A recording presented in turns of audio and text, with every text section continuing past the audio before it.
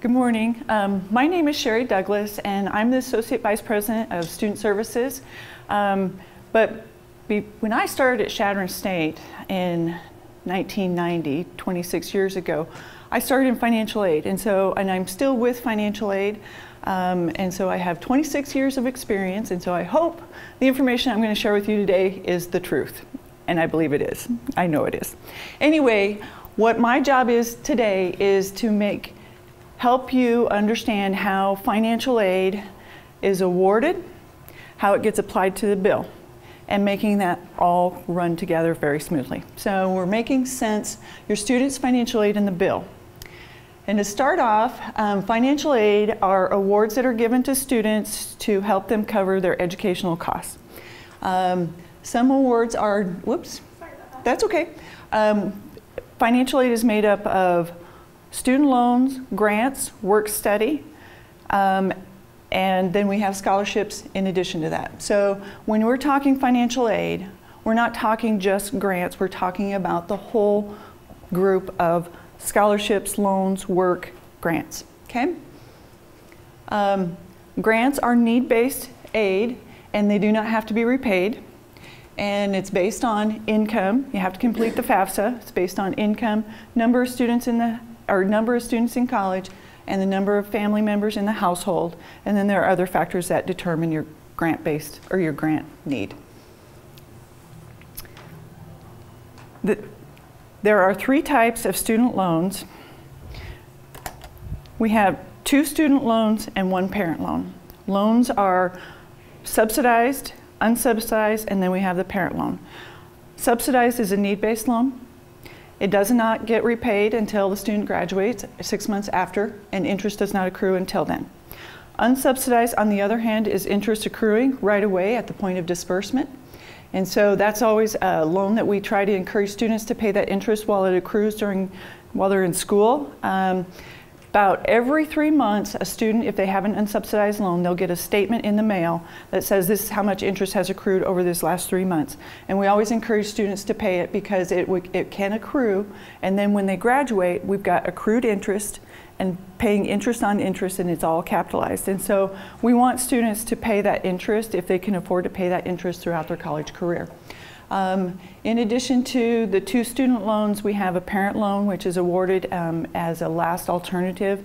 The federal government created this loan for families if they were unable to help with covering costs of college.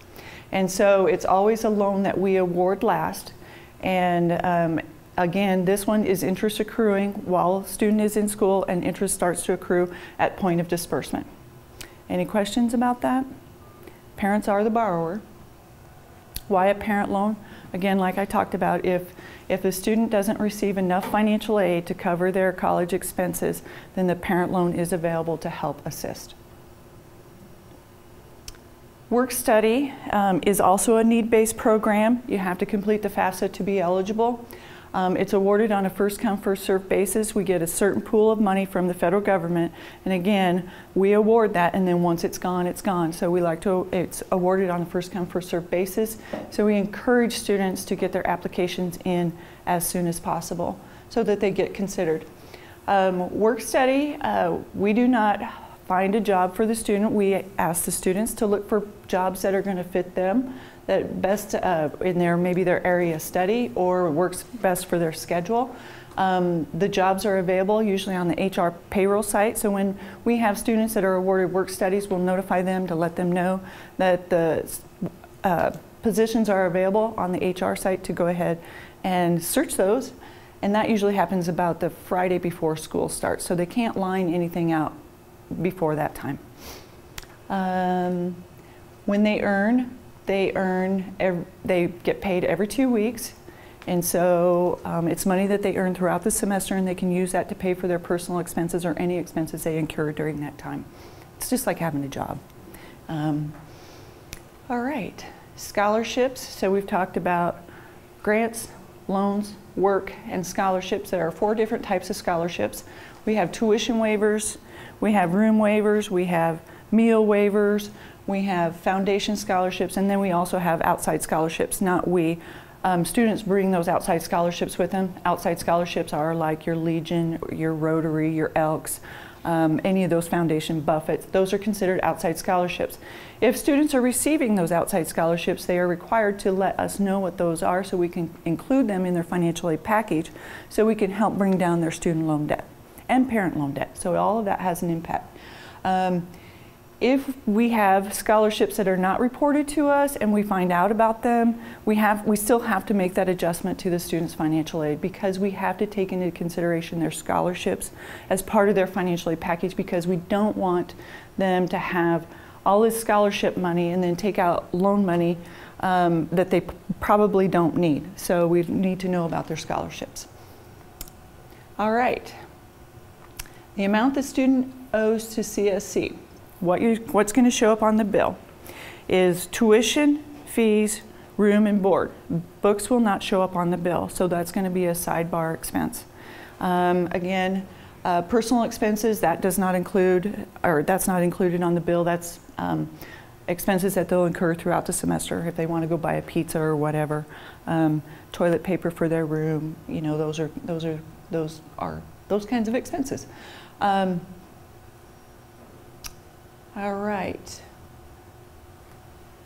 This is where you'll see the bills are generated in July. We do not send out paper bills.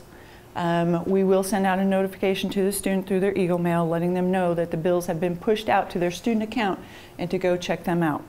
At this time, their financial aid will not show up on their bill, and that's where it's going to be important for you. We have some case scenarios at the end of this session.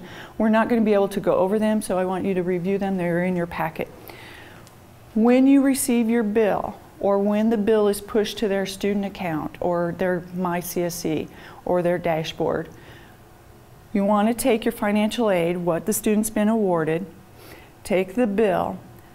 Know that the financial aid, when you're looking at the financial aid, we are awarding financial aid for the full year. And we'll disperse half in the fall, half in the spring. So you're getting billed for just your fall semester. So when you're looking at your financial aid, make sure you cut it in half and use those awards and see if that's going to be enough to cover the bill. That's how you get to that point. We will not disperse financial aid until the second week of the semester. And the reason we do that is because we have to validate everyone's attendance, all the students' attendance, to make sure that they're going before we can actually release those funds. Again, doing that matching up, making sure that they have enough financial aid to cover their bill. If they do not, then you could take a look at the parent loan if that's an option for you, or if you have other ways of paying. Just be prepared that the bill is due the second Friday of the first semester. Same for the spring semester. Again, in your packet you have scenarios, have a plan to pay. It's very important to have this in place before August 1. If you have questions or need help determining if you have enough financial aid to pay the bill, please call the START office. They're more than happy. They're trained to have these conversations so they can help.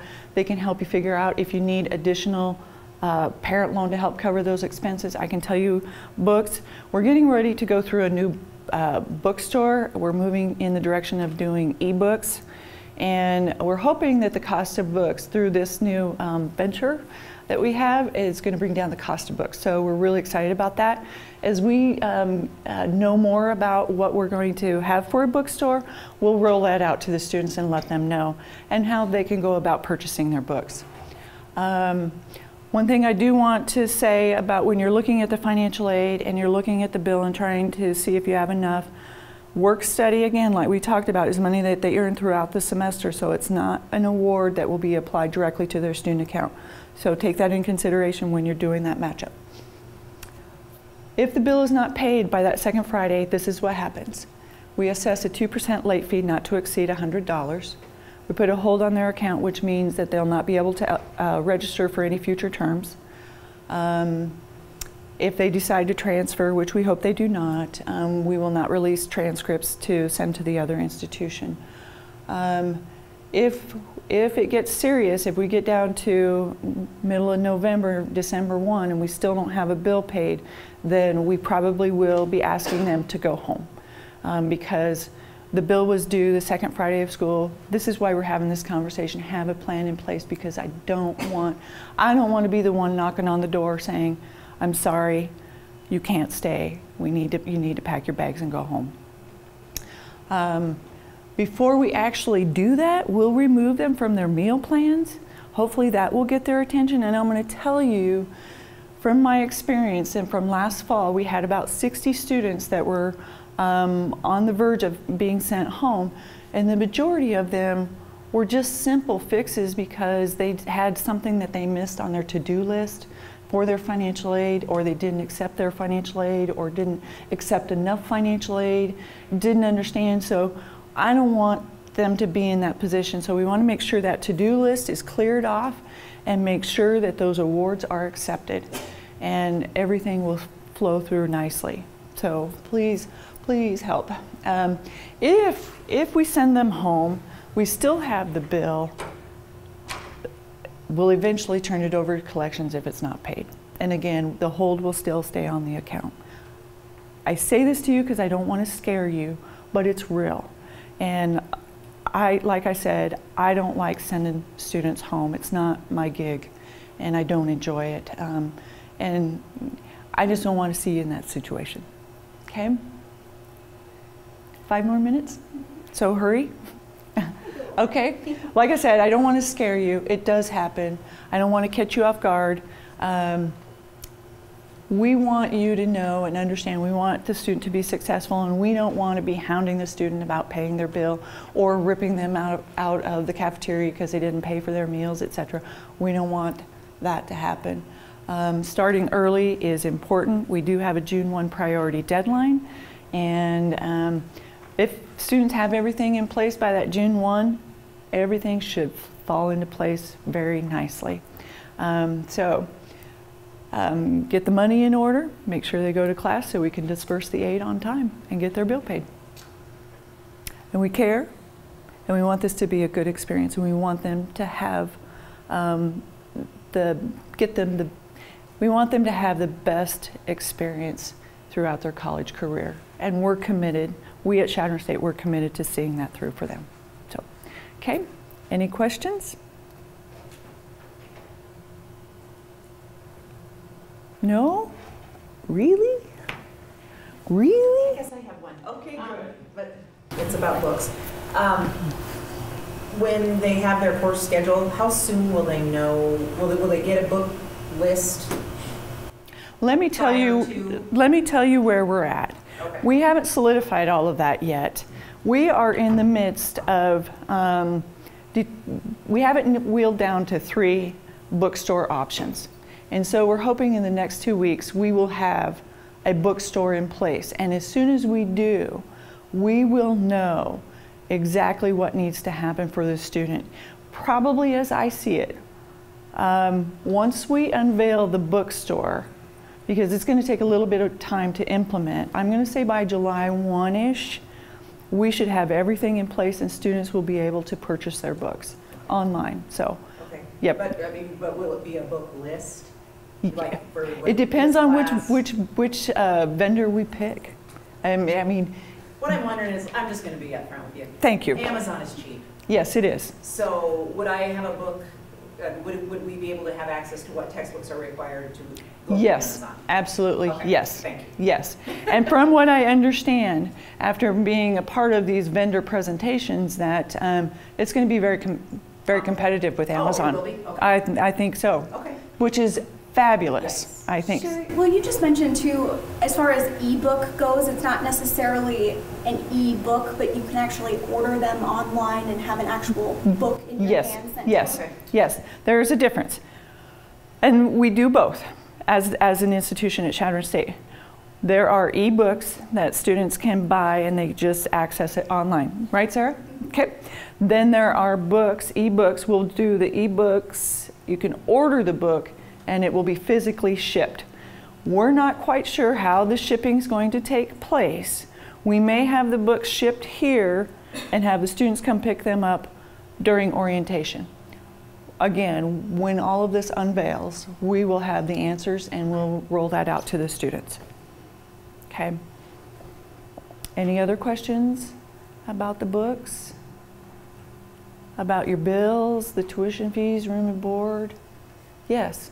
Is there different levels of meal plans, or is there just one meal plan? I believe that there are 3 different meal plans, Sarah. Are you aware? Yes. Yes. There are 3 different ones. Okay. Did you want me to talk about Sure. that? Okay. Come close. Okay, I will. Okay. So your first meal plan, it's kind of the smaller one. I believe, do you know the number of that? How many meals are? Is it 5? No. Okay. I can't remember the exact number, but there's a certain amount of your block plan that you'll get for the entire semester. 14. 14. Well, no, that's the middle one. Okay, sorry. No, you're okay. You're on the right path. I apologize, I can't remember the exact number. But then the middle one, which is the most average for all of our students, is the 14 meal plan. And what that is each student gets 14 meals per week. Now I know you're thinking, okay, well that doesn't exactly add up to the 3 meals per day. But how we think of it is they're in college, mom's not going to be there every morning telling them to get up at 7 o'clock to go eat breakfast. They may wait until 11 o'clock, noon or so to get up and go eat. So they do have the option to do the 14 meals. Our largest one, which is very popular with our, maybe our football players or larger athletes, is the 280 block plan. What that means is you have 280 meals per semester to eat. Now, if you get really hungry and you want to eat 4 times a day, that's completely fine. Make sure that all of your meals are used up by the end of the semester in spring, otherwise they kind of just go away. Does that make sense? Then you'll also have Eagle Bucks, which can be used at the grill over here. They can be used at the C-store and High Rise, the coffee shop, and our library. And what that is depending on your meal plan, you might get 100 Eagle Bucks or 200 Eagle Bucks to spend per semester. But on their student ID cards, there's a little scan there. You can go into the grill over here, grab a granola bar, and just scan your ID, and that's where that money comes out of. Are those refillable? They are, yes. Throughout the semester, anytime if you need to refill them, go right ahead. Say fall semester, I only use $75 of that. That $25 will transfer over into the spring. But at the end of the spring semester, if you don't use them, you lose them. Okay? Okay. Oh, are we shut off? I think we are shutting down. Okay. All right. Well, thank you, everyone. And I want to encourage you to fill out the evaluations and leave them, if you would, please. It's very helpful information, and figure out how we can improve this.